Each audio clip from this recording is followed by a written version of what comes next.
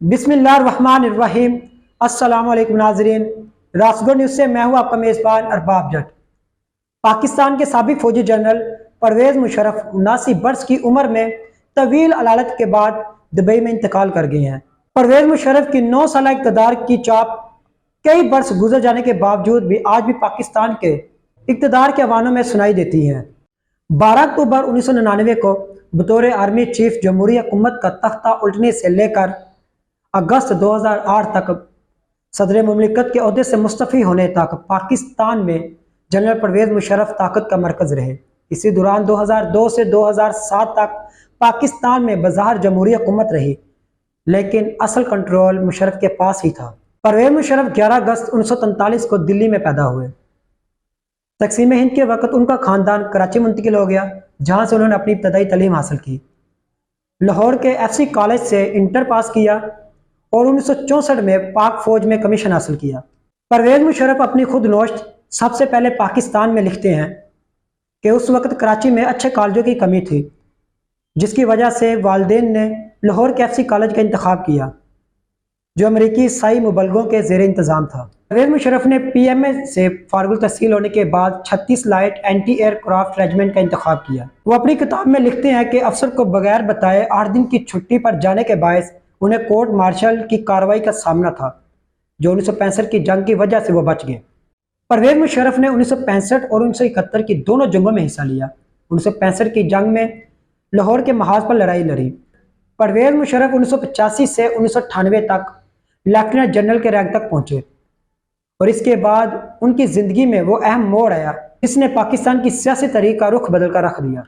1998 में उस वक़्त के आर्मी चीफ जनरल जहांगीर करामत ने नेवल स्टाफ कॉलेज में कौमी सतह पर नेशनल सिक्योरिटी कौंसिल के क़याम की तजवीज़ दी, जो उस वक़्त के वज़ीर आज़म नवाज शरीफ को बिल्कुल भी ना भाई और उन्होंने आर्मी चीफ से इस्तीफ़ा तलब कर लिया।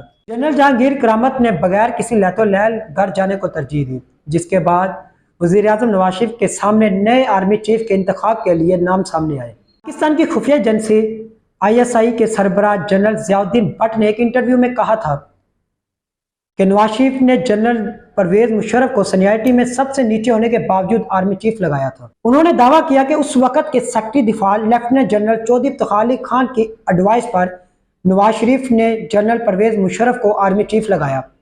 जनरल इफ्तिखार अली खान पाकिस्तान मुस्लिम लीग नून के नाराज रहनुमा चौधरी निसार अली खान के भाई थे, जिनका 2009 में इंतकाल हो चुका है।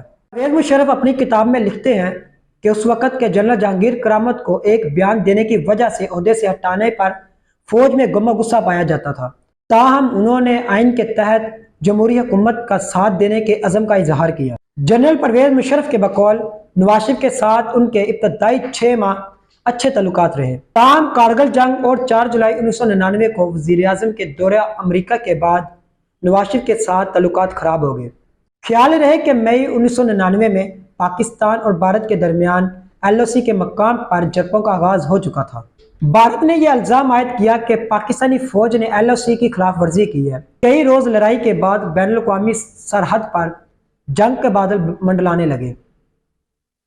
ताहम जुलाई 1999 को नवाज शरीफ और अमरीकी सदर बिल क्लिंटन के दरमियान होने वाली मुलाकात में पाकिस्तान ने जंग बंदी पर इतफाक कर लिया था। परवेज़ मुशर्रफ का यह दावा रहा है कि उन्होंने कारगिल जंग के मुतालिक नवाज शरीफ को आगाह किया था। परवेज़ मुशर्रफ नवाज शरीफ और बिल क्लिंटन की मुलाकात को कारगिल जंग में पाकिस्तान की पसपाई करार देते हैं। कारगिल जंग के इख्तिताम होने के बावजूद आर्मी चीफ और नवाज शरीफ के दरमियान तल्लुकात में बेहतरी ना आ सकी। फिर 12 अक्टूबर 1999 आ गया, जब army chief general Parvez Musharraf के त्यारे को कराची एयरपोर्ट पर लैंडिंग की इजाज़त ना मिली। परवेज़ मुशर्रफ श्रीलंका का सरकारी दौरा मुकम्मल करने के बाद वतन वापस आ रहे थे। परवेज़ मुशर्रफ अभी पाकिस्तान पहुंचे ही नहीं थे कि सरकारी टीवी पर यह खबरें गर्दिश करने लगी कि नवाज शरीफ ने जनरल परवेज़ मुशर्रफ को ओहदे से फारिग करके जनरल ज़ियाउद्दीन भट्ट को नया आर्मी चीफ मुकर्रर कर दिया है। उस रोज़ के वाक़यात के हवाले से पाकिस्तान मुस्लिम लीग नून के सीनियर रहनुमा जुनैद हाशमी अपनी किताब हाँ मैं बागी हूँ में लिखते हैं कि उनके स्टाफ ने 12 अक्टूबर की शाम को उन्हें बताया कि आर्मी चीफ को वज़ीर आज़म नवाज शरीफ ने तब्दील कर दिया है। जुनैद हाशमी के बकौल उन्होंने ये सुनते ही अपने स्टाफ से ये कह दिया, बस अपना सामान अब बांध लें। जब सुप्रीम कोर्ट ने कौमी असम्बली टूटने के बाद बहाल की, मगर हुकूमत फिर भी ना चल सकी। जुवैद हाशमी का कहना था कि आगे का नक्शा उनके सामने वाज़िया था, फिर वही हुआ जिनका उन्हें डर था। फिर थोड़ी देर बाद वज़ीर-ए-आज़म हाउस, पाकिस्तान टेलीविजन और रेडियो के इमारतों पर फौज का कब्जा था। परवेज मुशर्रफ ने इक़्तिदार संभालते ही 12 और 13 अक्टूबर की दरमियानी शब कमांडो वर्दी में कौम से खिताब किया। उन्होंने नवाज शरीफ हुकूमत पर करप्शन के इल्ज़ाम लगाते हुए मुल्क को दुरुस्त सिमत पर डालने के दावे किए और 1999 से 2002 तक मुल्क के मुकम्मल तौर पर स्याह सफ़ेद के मालिक बन गए। और सुप्रीम कोर्ट ने भी नजरिया ज़रूरत के तहत इनके इक़्तिदार को आईनी तहफ़्फ़ुज़ दिया। 1999 से 2001 तक चीफ एग्जीक्यूटिव हुक्मरानी करते रहे। ताहम 2001 दौरा भारत से कबल सरकारी प्रोटोकॉल के तनाज़र में उस वक़्त के सदर रफ़ीक तारर की छुट्टी करवा दी और खुद मुल्क के सदर बन गए। गद्दारी के मुकदमात का सामना करने वाले शरीफ खानदान को दिसंबर 2000 में जनरल परवेज मुशर्रफ ने सऊदी अरब जाने की इजाज़त दे दी।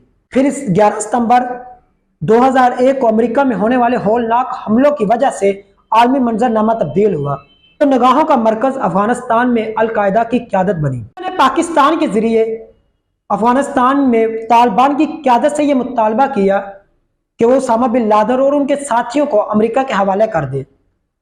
अगर उन्होंने ऐसा ना किया तो अमेरिका अफगानिस्तान पर हमला कर देगा। उस वक्त की तालिबान की क़यादत ने अमेरिका के इस मुतालबे को रद्द कर दिया, जिसके बाद अमेरिका ने अफगानिस्तान पर हमला करने का फैसला किया और पाकिस्तान में फौजी अड्डों का मुतालबा किया। ये वो वक्त था जब पाकिस्तान में पार्लियामेंट नहीं थी और फैसले का इख्तियार सिर्फ फर्द वाहिद परवेज मुशर्रफ के पास था। परवेज मुशर्रफ ने इस अहम मौके पर दहशतगर्दी के खिलाफ जंग में अमेरिका का फ्रंट लाइन इत्तेहादी बनने का फैसला किया, जिस पर मजहबी जमातों समेत बाज़ हल्कों ने तनकीद की। अपने इक़्तिदार को दवाम बख्शने के लिए जनरल परवेज मुशर्रफ ने अप्रैल 2002 में एक रेफरेंडम कराया। इस रेफरेंडम में ऐलान किया कि अगर अवाम वाशी इस्लाहात और तरक्की का तसलसल चाहते हैं तो आर्मी चीफ और सदर को 5 साल तक इक़्तिदार में रहने के लिए वोट दें।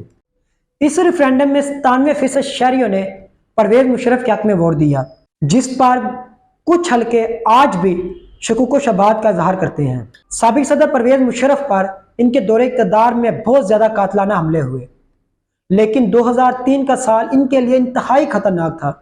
14 दिसंबर 2003 को कराची से रावलपिंडी आमद पर चकलाला एयर बेस से इनका काफिला आर्मी हाउस की तरफ रवाना था तो झंडा चीची के मकाम पर एक पुल के नीचे नस्ब धमाका खेज मवाद फटने से इस पुल को उड़ा दिया गया, लेकिन इस हमले से परवेज मुशर्रफ महफूज रहे। परवेज मुशर्रफ पर 25 दिसंबर 2003 को एक और हमला हुआ। आर्मी हाउस के करीब वाक़या पेट्रोल पंप के करीब से गाड़ी नमूदार हुई, जिसने सदारती काफिले को निशाना बनाया। हादसा काम ने इसे खुदकुश हमला करार दिया। इन हमलों में पुलिस एहलकारों समेत 14 अफराद हलाक हुए, लेकिन परवेज मुशर्रफ एक मरतबा फिर बच गए। परवेज मुशर्रफ को मुल्क में आम इंतखाबात करवाने का वादा 3 सालों में मुकम्मल करना पड़ा। आखिरकार 2002 में मुल्क में आम इंतखाबात हुए। साबिक वज़ीर-ए-आज़म बेनज़ीर भुट्टो और नवाज शरीफ की मुल्क में गैर मौजूदगी में होने वाले आम इंतखाबात में जनरल परवेज मुशर्रफ की मंजूर नज़र पार्टी मुस्लिम लीग काफ ने कामयाबी हासिल की और बलोचिस्तान से तल्लुक़ रखने वाले मीर ज़फ़रुल्लाह जमाली वज़ीर-ए-आज़म बने। हैरानकुन बात यह थी कि मुत्तहिदा मजलिस-ए-अमल MMA पाकिस्तान की दूसरी बड़ी जमात बनकर उभरी। परवेज मुशर्रफ ने इंतखाबी और सियासी इस्लाहात पर मबनी आइन की 17वीं तरमीम मंजूर कराने के लिए MMA की हमायत हासिल की, जिसके बदले में इन्होंने दिसंबर 2004 को वर्दी उतारने का वादा किया, जो वफा ना हो सका। मुबस्सिरीन के मुताबिक आइन की 17वीं तरमीम के जरिए 2 से ज़ायद मरतबा वज़ीर-ए-आज़म बनने की शिक सबसे नुमाया थी, जिसका मकसद नवाज शरीफ और बेनज़ीर भुट्टो को दोबारा इक़्तिदार में आने से रोकना था। 2004 में परवेज मुशर्रफ ने मीर ज़फ़रुल्लाह जमाली को उनके ओहदे से बरतरफ कर दिया। इनके बाद 2 माह के लिए मुल्क पाकिस्तान के वज़ीर-ए-आज़म चौधरी शुजात हुसैन बने। बाद अज़ां अमरीका से आने वाले बैंकर शौकत अज़ीज़ पाकिस्तान के वज़ीर-ए-आज़म मुंतखब हुए। वर्दी उतारने का वादा पूरा ना करने पर MMA की जानिब से सियासी दबाव बढ़ रहा था, तो वहीं मार्च 2007 को परवेज मुशर्रफ ने उस वक़्त के chief justice of Pakistan Iftikhar Chaudhry को अपने दफ्तर में बुलाकर मुबैना तौर पर मुस्तफ़ी होने को कहा, लेकिन chief justice of Pakistan Iftikhar Chaudhry ने मुस्तफ़ी होने से इनकार कर दिया। اور پورے ملک میں وکلا نے احتجاجی مظاہرے شروع کر دیے۔ سیاسی مظاہرین کے مطابق پورے ملک میں وکلا تحریک کا آغاز مشرف کی حکومت کے زوال کا سبب بنی اور اقتدار پر جنرل پرویز مشرف کی گرفت کمزور پڑتی گئی۔ اس دوران جولائی 2007 کو اسلام آباد کی لال مسجد میں مبینہ دہشت گردوں کی موجودگی کی اطلاع میں فوج نے آپریشن کیا۔ اس آپریشن میں لال مسجد کے نائب خطیب عبدالرشید غازی بھی ہلاک ہو گئے۔ لال مسجد کی انتظامیہ نے اس واقعے میں درجنوں طلباء کے ہلاک ہونے کا دعویٰ کیا۔ لال مسجد پر چڑھائی کا ذمہ دار بھی سابق صدر پرویز مشرف کو ٹھہرایا گیا اور عوامی سطح پر ان کے خلاف غصے میں اضافہ ہوا۔ آخر کار 8 برس کے بعد پرویز مشرف نے وردی اتارنے کا فیصلہ کیا اور فوج کی کمان جنرل اشفاق پرویز کیانی کے سپرد کر دی۔ اس سے قبل انہوں نے 3 نومبر کو بطور فوجی صدر ملک میں آئین معطل کر کے ایمرجنسی نافذ کر دی۔ اس ایمرجنسی میں سیاسی سرگرمیوں پر پابندی کے علاوہ سپریم کورٹ کے ججز کو گھروں میں بند کر دیا گیا۔ ناقدین کے مطابق جنرل پرویز مشرف نے اپنے اقتدار پر اپنی گرفت کمزور پڑتی دیکھ کر بینظیر بھٹو سے رابطہ کیا۔ ان کے خلاف مقدمات کو ختم کرنے کے عوض میں ایک سمجھوتا کیا۔ اس سمجھوتے کو مبصرین نے قومی مفاہمتی آرڈیننس NRO کا نام دیا۔ 5 اکتوبر 2007 کو جاری کیے جانے والے اس صدارتی آرڈیننس کی بازگشت آج بھی پاکستان کی سیاست میں سنائی دیتی ہے۔ اس آرڈیننس کے تحت قانون میں ترامیم کرتے ہوئے 1986 سے لے کر 1999 تک سیاسی بنیادوں پر مقدمات کو ختم کیا گیا۔ اس آرڈیننس کے تحت دیگر سیاسی ہزاروں افراد کو فائدہ ہوا۔ NRO کے بعد اکتوبر 2007 کو بینظیر بھٹو اور نومبر 2007 کو سابق وزیر اعظم نواز شریف اور ان کے بھائی شہباز شریف وطن واپس آ گئے اور عملی سیاست کا آغاز کیا۔ تاہم 2 برس کے بعد سپریم کورٹ کے اس وقت کے chief justice of Pakistan Iftikhar Chaudhry نے اس آرڈیننس کو کال عدم قرار دیا، جس کے بعد تمام مقدمات دوبارہ کھل گئے۔ نومبر 2007 کو وردی اتارنے کے بعد پرویز مشرف نے 8 جنوری 2008 کو پورے ملک میں عام انتخابات کروانے کا اعلان کیا، لیکن دسمبر 2007 کو راولپنڈی میں ایک جلسہ عام سے خطاب کرتے ہوئے بینظیر بھٹو خودکش حملے میں ہلاک ہو گئی۔ پیپلز پارٹی کے رہنماؤں نے یہ الزام عائد کیا کہ پرویز مشرف کی ماں پر بینظیر بھٹو کو مناسب سیکورٹی نہیں دی گئی، لہٰذا وہ بھی اس مجرمانہ سازش کے مرتکب ہوئے ہیں۔ اس حوالے سے پرویز مشرف پر ایک مقدمہ بھی درج کیا گیا۔ تاہم مختلف مواقعوں پر پرویز مشرف اپنے اوپر لگنے والے الزامات کی تردید کرتے ہوئے سابق صدر اسد علی زرداری کو بینظیر بھٹو کے قتل کا ذمہ دار ٹھہراتے رہے ہیں۔ بینظیر بھٹو کے قتل کے بعد عام انتخابات کی تاریخ میں تبدیلی کی گئی اور 18 فروری کو ہونے والے عام انتخابات میں پاکستان پیپلز پارٹی سب سے بڑی پاکستان کی جماعت بن کر ابھری اور اس نے پاکستان مسلم لیگ نون اور دیگر جماعتوں کے ساتھ مل کر مرکز میں حکومت بنا لی۔